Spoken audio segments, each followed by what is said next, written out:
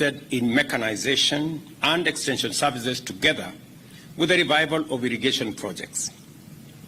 Just 2 weeks ago, the Cabinet made a decision to contract another $40 million facility that would help expand the Lower Nzoia facility that covers both Siaya and Busia to extend an extra 20,000 acres of rice growing under irrigation in the two counties.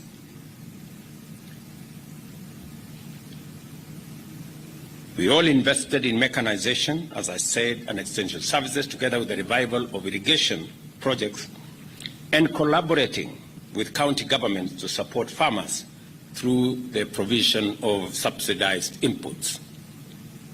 Yesterday, again, I was in Migori, and I did explain to Kenyans in Migori that next year we will equally be expanding the Lower Kuja irrigation program from the current 5,000 acres to 19,000 acres in the program that we have for next year.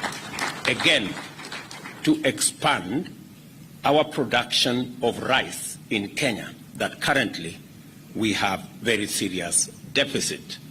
And in fact, it is draining most of our foreign exchange earnings. This is why we are confident that an economic renaissance powered by agro-industrial revival is underway in the region. This will certainly lead to a renewed vibrancy of our ancient lakeside market, Kisumu or Osumo, where the communities of our region gathered to conduct barter trade of highly needed commodities. I was telling Professor Nyang' Nyong'o that the word Osumo, which means exchange of products and goods, barter trade in essence, means the same thing for the communities in this region. Kisumu means the same thing as Osumo. Kisumu in the Kalenjin language and Osumo in the language of this region. So we're all, it's quite an experience. Kisumu has not just been a center of activity for local communities, it has also served as a key regional port city which drives and is driven by activities within the Lake Victoria, the heartbeat of our East African region.